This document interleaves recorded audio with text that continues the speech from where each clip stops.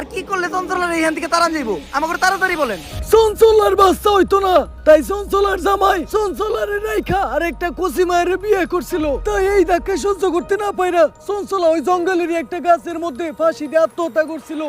তাইলে যারা খালি ছবি তুলতেছে বা ভিডিও করতেছে চঞ্চলা খালি তা করেই মারতেছে কে? ওইটা তুই আমার কসকে চঞ্চলারে যে আইছি কাকা। এখন চঞ্চলারে তাড়ানোর কি কোনো উপায় নাই? উপায় একটা আছে, এই নে, এইটা হইলো আমার মন্ত্র পড়া মুখ। এইটা চঞ্চলারে খাওয়াইলে চঞ্চলার আত্মা মুক্ত হয়ে যাইবো গা। কিন্তু এটা খাওয়ানোর লেগে চঞ্চলারে আমাকে সামনে আনবো কেমনি?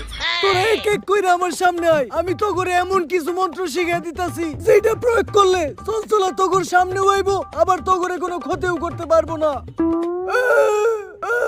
আমার মনে হয় ডাকিয়া পড়ছে, আমি মনে হয় তোর উপায়গুলো শিখিয়ে দিতে পারলাম না।